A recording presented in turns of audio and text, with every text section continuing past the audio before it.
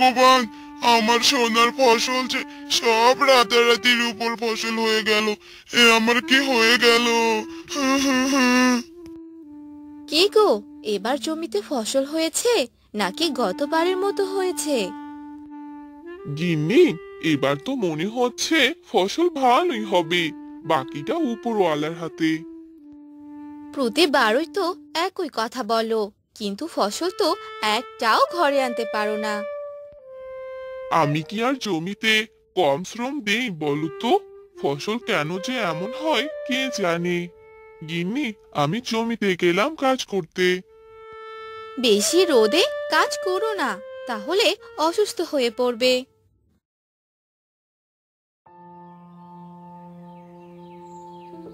দেখো দেখো, তোমার ভাই তোমার আগে কাজে চলে যাচ্ছে, তুমি এখনো এখানে বসে বসে খাবার গিলছো। আরে গিন্নি, এমন কেন করছো? খেতে দেবে না নাকি? দাদা যাচ্ছে যাক, আমি খাওয়া দাওয়া শেষ করেই যাব।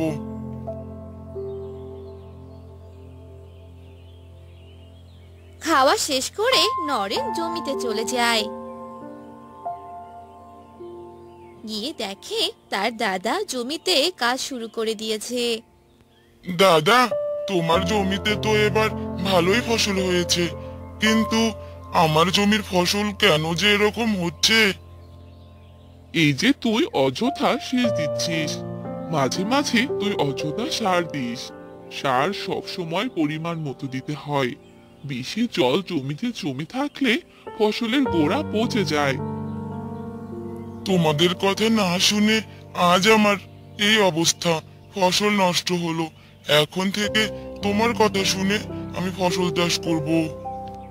অনেক রোদ পড়েছে, চল এবার বাড়িতে যাই, পরে দেখা যাবে। এরপর নরেন আর পরেশ দুজনে বাড়ির পথে রওনা দেয়। আর মাঝ রাস্তায় তাদের একজন বৃদ্ধার সাথে দেখা হয়। কি রে, দুটোতে মিলে যাচ্ছিস কোথায়? এই তো বুড়িমা, বাড়িতে যাচ্ছি।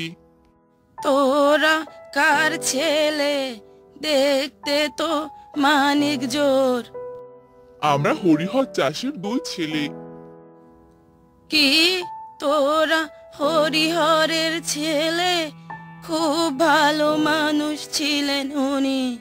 তা তোদের ফসলের কি অবস্থা? আমার জমিতে কখনো ভালো ফসল হয় না বুড়িমা, সব সময় শেষ সময়ে এসে ফসল নষ্ট হয়ে যায়। এটা তো খুব দুঃখজনক খবর। আচ্ছা বুড়িমা, তুমি বাবাকে কিভাবে চেনো? সে অনেক কথা।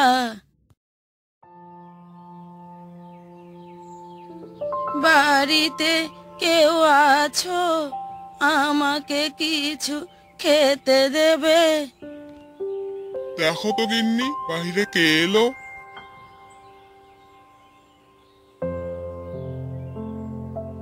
বুড়িমা যে, বলো কি বলবে, ঘরে এসো।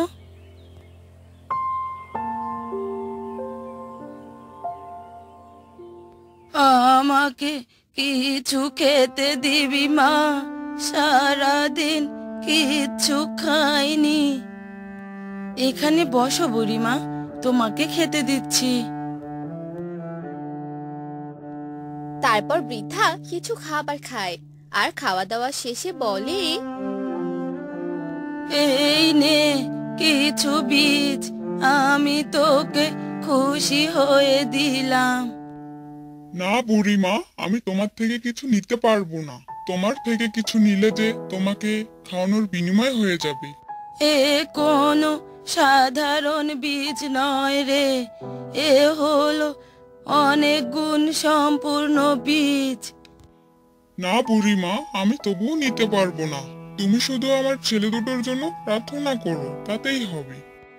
তুই খুব ভালো মানুষ রে, আমি আশীর্বাদ করছি তোর ছেলে দুটো যেন তোর মতোই ভালো মানুষ হয়। এখন আমি আসি। এই নে বীজগুলো, খুব ভালোভাবে দুই ভাইয়ের জমিতে সমানভাবে রোপণ করবি আজ। কিন্তু মনে রাখিস, কোনো খারাপ উদ্দেশ্য থাকলে তোদের উপকারের বদলে অপকার বেশি হবে।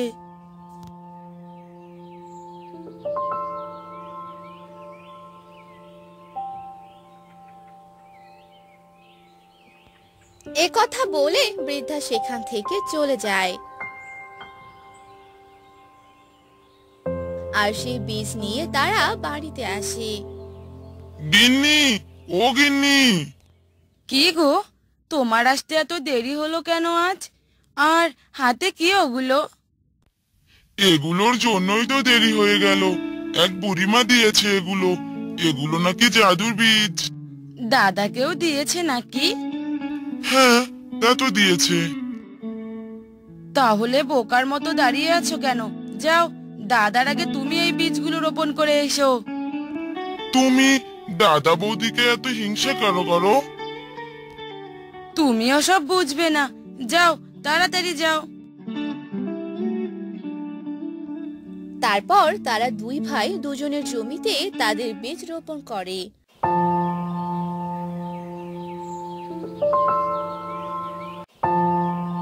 আর এভাবেই কেটে যায় বেশ কিছুদিন। কয়েক মাস পরেই তাদের দুজনের জমিতে সোনার ফসল ফলে। এ দেখে তারা দুজনেই খুব খুশি হয়ে যায়। জানো গিন্নি, আমাদের জমিতে সোনার ফসল ফলেছে গো। এবার আর আমাদের দুই ভাইয়ের কোনো অভাব থাকবে না। দাদার জমিতেও সোনার ফসল হয়েছে? তাহলে তো দাদা আমাদের থেকে অনেক বড়লোক হয়ে যাবে। না না, এ হতে দেওয়া যাবে না। আজ রাতেই এর একটা ব্যবস্থা করতে হবে।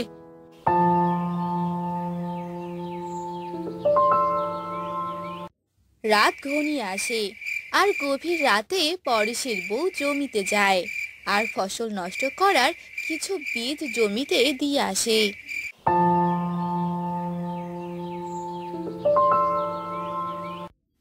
এই নরেন, নরেন, এখনো পড়ে পড়ে ঘুমাচ্ছিস? সর্বনাশ হয়ে গেছে রে। দাদা, এত সকালে কি হয়েছে দাদা? জমিতে চল, তাহলে দেখতে পারবি। কাজ হয়েছে তাহলে। এবার গ্রামের সবার চেয়ে বড়লোক হব আমি। হি হি হি। এ কথা বলে তারা সবাই তাড়াতাড়ি জমিতে যায়। আর জমিতে গিয়ে তো সবাই অবাক হয়ে যায়। হায় হায় ভগবান, আমার সোনার ফসল যে সব রাতারাতির উপর ফসল হয়ে গেল গো। এ আমার কি হয়ে গেল গো? আমার যে সর্বনাশ হয়ে গেল। হায় হায়, আমি নিজেই আমার এত বড় সর্বনাশ কিভাবে করলাম? আমি যে নিজেই নিজের পায়ে কুড়াল মারলাম। গিন্নি, এসব তুমি কি বলছো? তোমার মাথা কি খারাপ হয়ে গেছে নাকি? রাতের আধারে দাদার জমির ফসল নষ্ট করতে গিয়ে যে আমি নিজের জমির ফসলই নষ্ট করে ফেলেছি গো। এ আমি কি শুনছি? কতবার বলেছি এত লোভ করো না, অন্যের ভালো দেখে হিংসে করো না।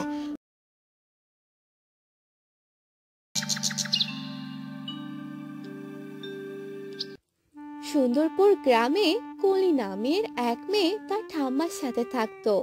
কলির মা বাবা এক সড়ক দুর্ঘটনায় মারা যায়। তখন থেকে কলি তার ঠাম্মার সাথেই থাকে। কলির বাবার অনেক সম্পদ ছিল, তাই কলিকে অনেক ছেলে বিয়ে করতে চাইতো। আসলে কলির সম্পত্তির প্রতি অনেকের লোভ ছিল। একদিন, ঠাম্মা, ও ঠাম্মা, আমার একা একা বাসায় ভালো লাগছে না। আমি একটু নদীর পাড় থেকে ঘুরে আসি। আচ্ছা, তাড়াতাড়ি ফিরে আসিস কিন্তু। আচ্ছা ঠাম্মা, তুমি চিন্তা করো না।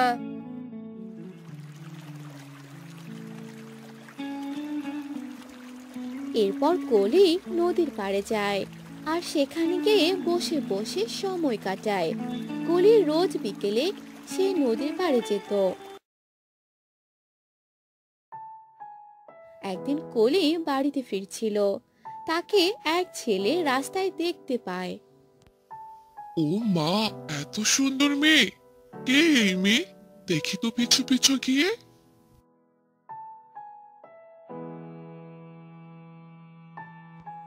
এরপর সেই ছেলেটি কোলের পিছু পিছু যায় আর কলিকে এত বড় বাড়িতে ঢুকতে দেখে অবাক হয়ে যায় আর বলে, এত বড় বাড়ি! বাহ, এই মেয়েকে পটাতে পারলে তো আমিও বড়লোক হয়ে যাব। মাও অনেক খুশি হবে। এ কথা বলে ছেলেটি চলে যায়। আর কলি বাসায় গিয়ে তার ঠাম্মাকে ডাকতে থাকে। ঠাম্মা, ও ঠাম্মা, কোথায় তুমি? আমাকে খেতে দাও।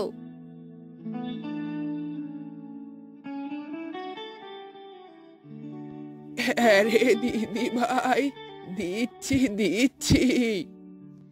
এরপর কলির ঠাম্মা কলিকে খাবার দেয় আর বলে, দিদি ভাই, তুই তো এখন বড় হয়ে গেছিস, এভাবে ঘুরে বেড়ালে কি হবে?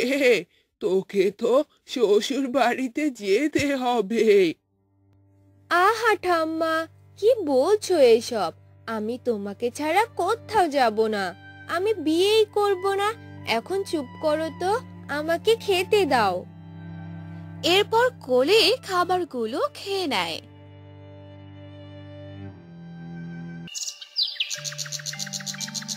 পরের দিন বিকেলে কলি আবারও সে নদীর পাড়ে যায়।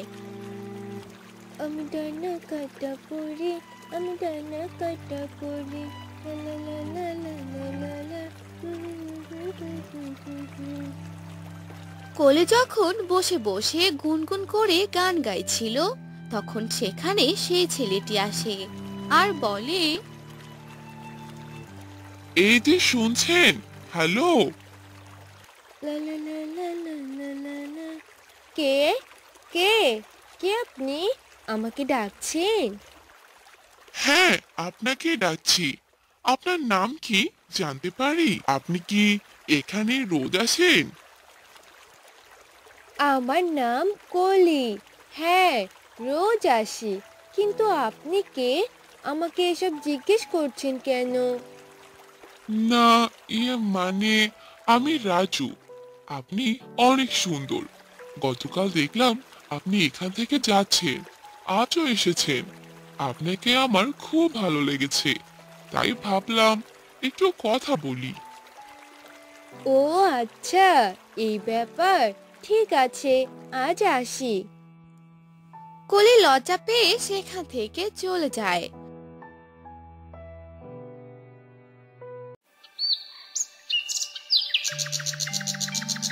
পরের দিন কলি এসে দেখে ছেলেটি তার জন্য দাঁড়িয়ে আছে। সে কি, আপনি এখানে আজও এসেছেন? হ্যাঁ, আসলে আপনাকে না দেখলে আমার ভালো লাগে না। আপনার যদি আপত্তি না থাকে, আমি আপনার বাসায় বিয়ের প্রস্তাব দিতে চাই। এরপর কোলে মুচকি হেসে রাজি হয়ে যায়। ঠিক আছে, আপনি আমার বাসায় প্রস্তাব দিন। এরপর রাজুর বাসা থেকে বিয়ের প্রস্তাব নিয়ে আসে। সবার পছন্দ হয়। বেশ ধুমধামে রাজু আর কলির বিয়ে হয়ে যায়। বাবা রে, তুমি আমার দিদি ভাইকে দেখে রেখো। এ তো বাপ মা মরা মেয়ে। অনেক আদরে ওকে আমি বড় করে তুলেছি। হে হে হে হে হে হে। একে ঠাম্মা, আপনি কাঁদবেন না। ওকে আমি অনেক আদরে রাখবো। এরপর রাজুরা সেখান থেকে চলে যায়।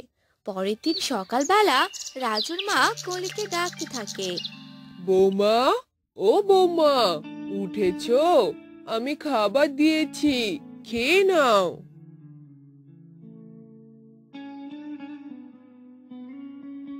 এ কি মা, আপনি কষ্ট করে রান্না করতে গেছেন কেন? আমি রান্না করতাম। না মা, তুমি তো আমাদের বাসার বৌমা, নতুন এসেছো। কয়েকদিন যাক, তারপর রান্না করিও। যাও যাও, ফ্রেশ হয়ে রাজুকে নিয়ে খেতে আসো। আচ্ছা মা, ঠিক আছে। এরপর কলি যায় রাজুকে ডাকতে। এই শুনছো, ওঠো না, মা খেতে ডাকছে। কি হলো, উঠো। হ্যাঁ হ্যাঁ উঠছি। এই কলি, শোনো না, এই দেখো তোমার জন্য সুন্দর একটা স্বর্ণের হার নিয়ে এসেছি। ও মা, ভারী সুন্দর তো, কিন্তু কি দরকার ছিল? আমার তো অনেক হার আছে, দাও দেখি, হারটা আমাকে পরিয়ে দাও। এরপর রাজু কলিকে হারটা পরিয়ে দেয় আর দুজনে খেতে চলে যায়। ও মা, বৌমা, তোমার গলার হারটা তো বেশ সুন্দর, অনেক দামি মনে হয়, তাই না? হ্যাঁ মা, আপনার ছেলে আমাকে গিফট করেছে, খুব সুন্দর মানিয়েছে, তাই না মা? হ্যাঁ বৌমা, আর শোনো, তোমার যত গহনা আছে আজ আমাকে দিও, আমি ভালো করে রেখে দিব, না হলে চোর এসে চুরি করে নিয়ে যাবে। কিন্তু মা। কোনো কিন্তু না বৌমা, সবগুলোই দিবে কিন্তু। এরপর কলি খাবার খেয়ে সব গহনা তার শাশুড়ির কাছে জমা দেয়। এভাবেই কয়েকদিন কেটে যায়। কলির কাছে তার শাশুড়ি আর রাজুর ব্যবহার মোটেও ভালো লাগছিল না। একদিন কলির শাশুড়ি কলিকে ডেকে পাঠায় আর কলি তার শাশুড়ির কাছে যায়। মা, আমাকে ডাকছেন? হ্যাঁ বৌমা, ডেকেছি। আসলে তোমাদের বিয়ে তো বেশ কয়েকদিন হলো, তাই বলি কি, এখন তোমার বাবার জমি জমা আর বাড়িটা আমার ছেলের আর আমার নামে করে দাও। সে কি মা, আপনি এসব কি বলছেন?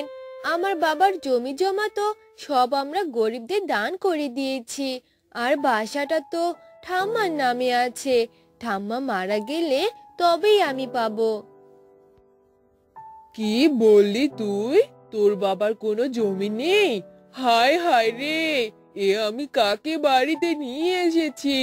এ অনাথ মেয়েটাকে নিয়ে আসলাম, ভেবেছি সব জমি জমা পাবো, এ তো দেখি কোনো কারা করিও নেই। হায় হায় রে।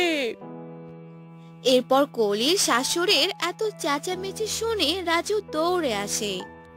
এ কি মা, তোমার কি হয়েছে? কলি, মায়ের কি হয়েছে? মা, কান্না করছো কেন? বলো আমাকে, কলি কিছু করেছে? এ তুই কোন অনাথ মেয়েকে বাড়িতে এনেছিস বাবা? তুই তো বলেছিলি ও অনেক বড় লোক, কিন্তু ওর তো কোনো কাড়াকড়িও নেই। সে কি কলি, মা এসব কি বলছে? হ্যাঁ, মা ঠিকই বলেছে। আর তোমরা এমন করছো কেন? আমি তো কিছুই বুঝতে পারছি না। আরে, তোকে কিচ্ছু বুঝতে হবে না, তোকে বিয়ে করাই আমার ভুল হয়ে গেছে। যা, বাড়ির সব কাজ আজ থেকে তুই করবি। এরপর থেকে কলি বাড়ির সব কাজ করে। রাজু আর তার মা মিলে কলিকে অনেক অত্যাচার করতে থাকে। আমি কাকে বিয়ে করেছি? টাকার জন্য রাজু আমাকে বিয়ে করেছে। আমি কি অপরাধ করেছিলাম? এই মেয়ে, ন্যাকা কান্না বাদ দিয়ে যা, আমার কাপড়গুলো ধুয়ে দে। অনাথ মেয়ে কোথাকার, তোকে কেন যে আমার ছেলের বউ বানিয়েছিলাম। এরপর কলি কাপড় ধুতে চায়।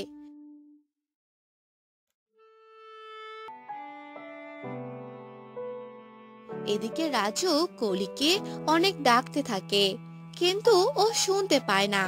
কিছুক্ষণ পর সে ঘরে যায়। এই, তোকে যে কখন থেকে ডাকছি, শুনতে পাসনি? হারামজাদি কোথাকার, আজ তোর একদিন কি আমার একদিন। এই নে হারামজাদি। আহ, আমাকে মেরো না, ছেড়ে দাও আমাকে। ও, আমার খুব লাগছে, আমাকে ছেড়ে দাও, মেরো না আমাকে। কলিকে যখন রাজু আর তার মা অনেক অত্যাচার করছিল, গ্রামের এক লোক দেখে পুলিশকে জানায়। আর পুলিশ এসে দেখে রাজু আর তার মা কোলের হাত পা বেঁধে মারছে। এ দেখে পুলিশ রাজু আর তার মাকে ধরে নিয়ে যায়। আর এসব কথা শুনে কলির ঠাম্মা কলিকে নিতে আসে। দিদি ভাই, দিদি ভাই। ঠাম্মা, তুমি এসে গেছো? চলো ঠাম্মা, আমাকে তুমি বাড়ি নিয়ে চলো ঠাম্মা। কুসুমতলি নামে একটি গ্রামে বাস করত মোড়ল। সে তার পরিবারকে নিয়ে থাকতো। মোড়ল তার গ্রামবাসীদের নিয়ে সুখে দুঃখে পাশে থাকতো। এভাবেই সে গ্রামের সবাই সুখে দিন কাটাতে লাগলো। একদিন সকালবেলা মোড়লের স্ত্রী বলতে লাগলো, হ্যাঁ গো, আমরা কি সন্তানের মুখ দেখতে পারবো না? আর কতদিন এভাবে চলবে বলো তো? জানি না বউ, এত বছর হয়ে গেল অথচ এখনো বাবা ডাক শুনতে পেলাম না। আমি হলাম গ্রামের মোড়ল, আমার কোনো কিছুর অভাব নেই, শুধু একটি সন্তানের অভাব। চলো কাল তোমায় বৈদ্য বাবার কাছে নিয়ে যাই। আচ্ছা, ঠিক আছে, তাই হবে। এরপর মোড়ল ও তার স্ত্রী পরদিন সকালে এক বৈদ্য বাবার কাছে যায়। বৈদ্য বাবা তাদেরকে অনেক নিয়ম মানতে বলে। গঙ্গা জল দিয়ে পুজো করবি, সারাদিন না খেয়ে পুজো করতে হবে, আর রাতের বেলা খাবার খাবি, তাহলেই তোর মনের আশা পূর্ণ হবে। সত্যি বাবা, আমাদের সন্তান হবে তো? হ্যাঁ হ্যাঁ, হবে। এ কথা শুনে মোড়ল ও তার স্ত্রী বাড়িতে আসে। মোড়লের স্ত্রী গঙ্গা জল দিয়ে পুজো করে আর সারাদিন না খেয়ে থাকে। সারাদিন না খেয়ে থাকার কারণে বিকেল হতেই মোড়লের স্ত্রী অজ্ঞান হয়ে পড়ে যায়। পরদিন সকালবেলা সে বৈদ্য বাবার কোনো কথাই তো কাজে দিল না। সারাদিন না খেয়ে থেকে তুমি তো অসুস্থ হয়ে পড়েছ। না, এভাবে আর কষ্ট করতে হবে না। ভগবান যেদিন চাইবে সেদিন ঠিক আমাদের একটি সন্তান দিবে। এভাবেই অনেকদিন চলে গেল। মোড়লের সন্তান নেই, আর এ কথা সবাই বলাবলি করতে লাগলো। আমাদের মোড়ল মশাই কত ভালো মানুষ, আর তাদের কপালে কিনা সন্তান নেই। ভগবানের কাছে প্রার্থনা করি যেন মোড়ল মশাইয়ের একটি সন্তান দিয়ে দেয়। চলো এবার বাজারে যাই। এরপর সেখানে থাকা দুজন লোক বাজারে চলে গেল। এভাবে কিছুদিন চলে গেল। গ্রামের প্রচুর খরা দেখা দিল। চারদিকের সবকিছু শুকিয়ে যাচ্ছিল। এমন অবস্থায় গ্রামের সকল মানুষ মোড়লের বাড়িতে গেল আর মোড়লকে ডাকতে লাগলো। মোড়ল মশাই, ও মোড়ল মশাই, বাড়িতে আছেন? কিরে, তোরা এভাবে আমাকে ডাকছিস কেন? কি হয়েছে বলবি তো? খরার কারণে সবকিছু শুকিয়ে যাচ্ছে, খাওয়ার মতো তো জলও নেই আমাদের কাছে। আমরা এখন কি করব মোড়ল মশাই? এ যে আমাদের জন্য বড় বিপদ। আচ্ছা আচ্ছা, তোরা চিন্তা করিস না। তোদের বাড়ির সামনে আমার যে বড় পুকুরটা আছে, তোরা বরং এখন থেকে ওই পুকুর থেকে জল নিয়ে আসিস। এটা তো খুবই ভালো কথা মোড়ল মশাই, আপনাকে অনেক ধন্যবাদ। আপনি আমাদের পাশে না থাকলে কি যে হতো। হয়েছে, আর কিছু বলতে হবে না। আমি তোদের গ্রামের মোড়ল, তোদের বিপদেই তো আমি থাকবো, তাই না? যা, এবার তোরা যার যার কাজে চলে যা। মোড়লের কথা শুনে সবাই সেখান থেকে চলে গেল। মোড়ল সবার সাথে হাসি খুশি থাকলেও মোড়লের মনে ছিল অনেক দুঃখ, কারণ তার কোনো সন্তান ছিল না। একদিন মোড়ল গালে হাত রেখে বসেছিল। তখনই সেখানে মোড়লের স্ত্রী এলো আর বলল, কি গো, এভাবে গালে হাত দিয়ে বসে আছো যে? কি হয়েছে? না গো গিন্নি, কিছু হয়নি। তুমি কিছু না বললেও আমি বুঝতে পেরেছি। তুমি আর ওসব নিয়ে ভেবো না তো। একদিন দেখবে আমাদেরও একটি ফুটফুটে সন্তান হবে, আর সেদিন তুমি গ্রামের সকলকে মাংস ভাতের নিমন্ত্রণ করবে। তুমি একদম ঠিক কথাই বলেছো গিন্নি। এরপর মোড়ল বাড়ি থেকে বের হয়ে গেল। তাদের এমন অবস্থা দেখে তাদের দেবী মা বলে ওঠে, এদের আমি অনেক পরীক্ষা করেছি, এবার এদের কোল আলো করে একটি ফুটফুটে কন্যা সন্তানের জন্ম দিব, তাহলে তারাও অনেক খুশি হবে। এভাবে অনেক দিন চলে গেল, আর একদিন গৌরী মাথা ঘুরে পড়ে গেল।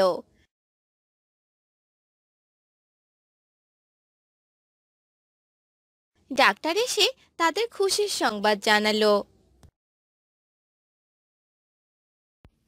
আরে আজ তো আমি অনেক খুশি, আমি যে বাবা হতে যাচ্ছি। হ্যাঁ গো, আমিও যে অনেক খুশি। কয়েক মাস পর তাদের ঘরে একটি ফুটফুটে কন্যা সন্তানের জন্ম হলো। তারা সবাই অনেক খুশি হলো। তখন মোড়লের স্ত্রী মোড়লকে বলল, যাও এবার তুমি গ্রামের সবাইকে মাংস ভাতের নিমন্ত্রণ করে এসো। আমরা বলেছিলাম আমাদের সন্তান হলে আমরা গ্রামের সবাইকে মাংস ভাতের নিমন্ত্রণ করব। হ্যাঁ গিন্নি, আমার মনে আছে, আমি সবকিছুর ব্যবস্থা করছি।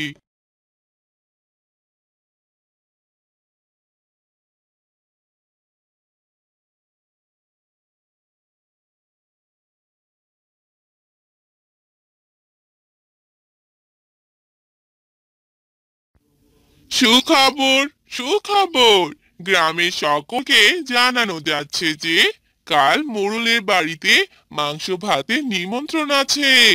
আপনারা সকলেই উপস্থিত থাকবেন। আরে, হঠাৎ মরণ মশাই মাংস ভাতের আয়োজন করলো, কাহিনী কি? আরে দাদা, মোড়ল মশাইয়ের কন্যা সন্তানের জন্ম হয়েছে, এই জন্যই কাল আপনাদের সকলকে নিমন্ত্রণ জানানো হলো। ও, এটা তো খুবই ভালো কথা, আমরা অবশ্যই যাব। আর পরদিন সকালবেলা গ্রামের সবাই মোড়লের বাড়িতে হাজির হলো। আমি অনেক খুশি হয়েছি, আপনারা সবাই উপস্থিত হয়েছেন। এরপর সবাই খাবার খেয়ে নিল। সবাই মোড়লের কন্যাকে আশীর্বাদ করলো। আর এভাবে অনেক দিন চলে গেল। মোড়লের কন্যা সন্তান আস্তে আস্তে বড় হয়ে গেল। গিন্নি, ও গিন্নি, কোথায় গেলে? আমাকে খেতে দাও তো, বাইরে যেতে হবে। তুমি বসো, আমি তোমার জন্য খাবার আনছি।